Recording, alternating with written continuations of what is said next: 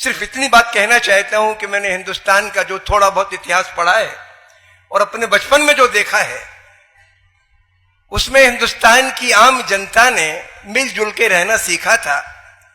मोहब्बत थी। मेरे उस्ताद थे, मेरे टीचर थे मौलवी अहमद बख्श, सरकारी मास्टर थे। जब मेरी बहन बीमार पड़ी, मैं कक्षा 4 में पढ़ता था और मैं स्कूल गया, तो मैंने कहा, उसकी मेरी बहन को बड़ी चेचक निकल आई थी, आंखें बंद हो गई थी, ऊपर टोपे पे बड़े बड़े फोले थे, जीप पर थे, पानी कई दिन से पिया नहीं था। मेरे पिताजी ने उसकी नब्ज देखी तो बोले दोपहर तक मर जाएगी। तो मैं स्कूल गया, तो हमने कहा मास्टर साहब आज मेरी बहन मर जाएगी दोपहर तक। बोले क्या हुआ उसको? हमने कहा उसको बड़ी चेचक निकली, कई दिन से खाया पिया नहीं है, उसने आंखें भी नहीं खोली है। मौलवी साहब ने, अकेले मास्टर थे स्कूल में, 70 बच्चे थे, 5 कक्षाएं थी, 5वीं कक्षा के बच्चों से कह गए कि छोटे बच्चों को इमला और सवाल दे दो, कराओ, मैं अभी आता हूं। मेरे घर उसके पहले कभी नहीं आए थे। उस दिन एक लोटे में पानी लिया, रास्ते में नीम का एक पेड़ था, उसके कुछ पत्ते तोड़े, घर आए। मैं अपनी माँ को बाई कहता था, तो उन्हें दरवाजे पे आवाज लगाई बाई, तो मेरी माँ गई और उनके पांव छुए। हमारे यहाँ रिवाज है, टीचर के को उस्ताद गुरु मानते। मेरी माँ ने उनके पांव छुए और रो पड़ी, बोली आज माँ साहब मेरी माँ बेटी मर रही है। बोली कहाँ है बेटी? उन्होंने कहा वो पड़ी है। वो गए तो कुरान शरीफ में कुछ आयत हैं, दुआ की आयतें हैं, उन्होंने दुआ की और मेरी बेटी के वो पत्ते का पानी थोड़ा उसके चेहरे पे छिड़क दिया। उसने थोड़ी सी आंखें हल्की सी मिलकाई और वो चले आए। दोपहर की नमाज पढ़ी, फिर आए और फिर उन्होंने दुआ मांगी और फिर थोड़ा सा पानी छिड़का, तो मेरी बहन के ने थोड़ा सा मुंह खोल दिया। तो मेरी माँ से बोले कि भाई इसके मुंह में थोड़ा पानी डाल दो। आते रहे 2-3 दिन, वो मेरी बहन ठीक हो गया, आज जिंदा है। ये हमारे हिंदुस्तान की तहजीब है।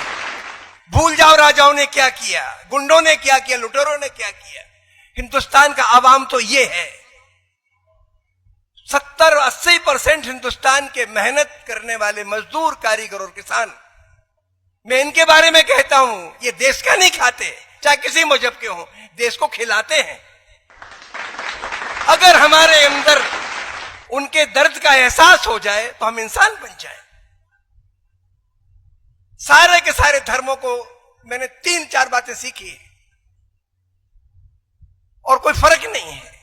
बुनियादी बात, आपको जमाना तेज रफ्तार का है।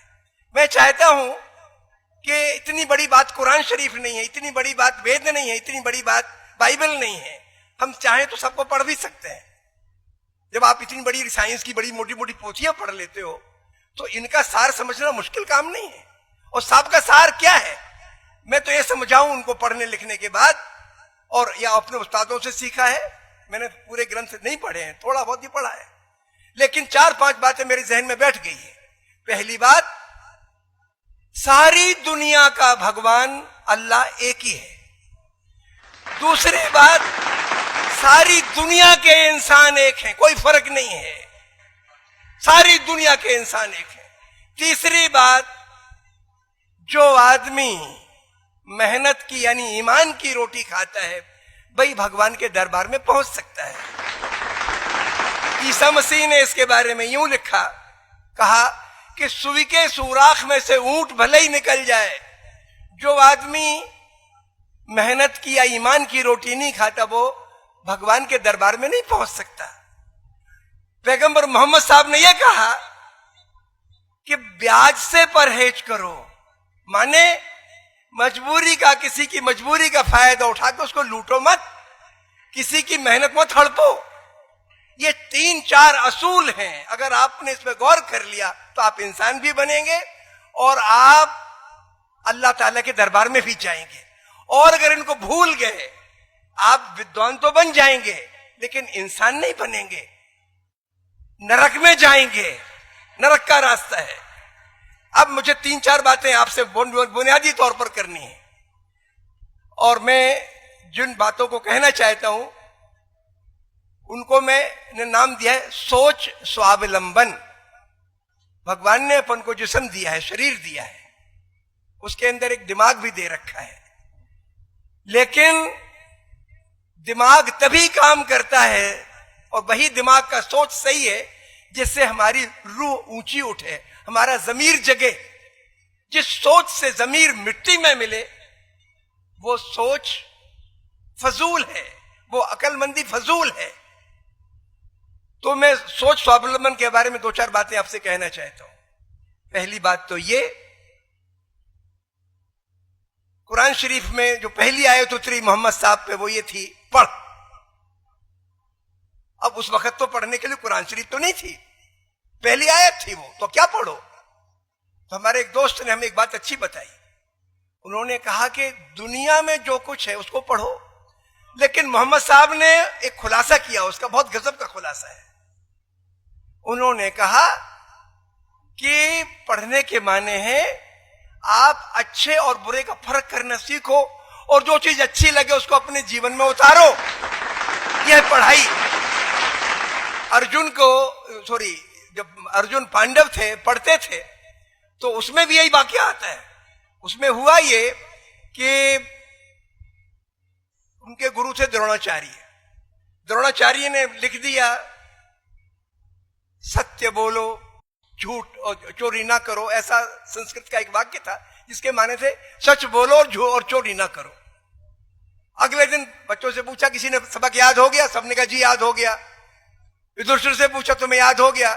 बोले नहीं हुआ। तो उन्होंने कहा बड़ा गंवार लड़का है, इसकी या तो याददाश्त कमजोर है या इसका दिल नहीं लगता। कई दिन गुजर गए, हफ्ता 10 दिन गुजर गए, तो बाद में फिर पूछा तुझे याद हुआ क्या? बोले आधा याद हुआ। बोले सुनाओ, आधा सुनाओ। सच बोलो। बोले इतना याद नहीं हो, चोरी मत करो। बोले अभी मैं चोरी कर लेता हूं।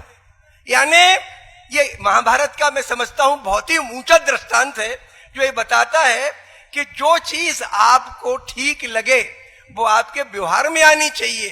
अगर आपको लगता है सच बोलना सही है तो सच्चाई आपकी जबान पर और आपके व्यवहार में आनी चाहिए, वरना सच्चाई उसका कोई मतलब नहीं है।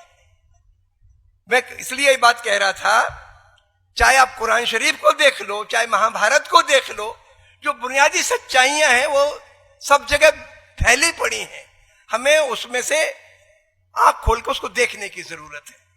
तो पहली बात मैं सोच स्वावलंबन के बारे में ये कह रहा था कि हमारे बच्चों को और हमें और आपको अपना सोच सच्चाई पर आधारित रखना है, गलत फहमियों पे नहीं। और हमने बहुत गलत फहमियां बना रखी अपने बारे में भी। हम जो है नहीं वो दिखना चाहते हैं, दिल में कुछ, जुबान पे कुछ, व्यवहार में कुछ। हम अपने बारे में धोखा देते हैं और हमने दूसरे मजहबों के बारे में, दूसरी जातियों के बारे में तो इतनी दुर्भावनाएं पैदा कर रखी, इतनी इमेज बना रखी है। गरीब मेहनतकश मजदूर में हमारे लिए बादशाहों की तस्वीरें दिख जाती हैं। हम हो क्या गया? तो जिसका सोच इमेजेस पर बनी हुई तस्वीरों पर आधारित होगा वो सच्चा तो नहीं हो सकता, और जिस सोच में सच्चाई नहीं होगी वो आपकी आत्मा को मजबूती नहीं दे सकता। तो मैं पहली बात कहता हूं कि आपको अपने दिमाग में जो आपने अलग अलग समुदायों की तस्वीरें बना रखी हैं, अलग अलग जातियों की, अलग अलग मुल्कों की तस्वीरें बना रखी हैं, हटा दो। सच के रास्ते में वो बाधा है, ये बहुत बड़ी बाधा है। अभी हम उबर नहीं पाए इस बीमारी से, आपको उबरने की जरूरत है।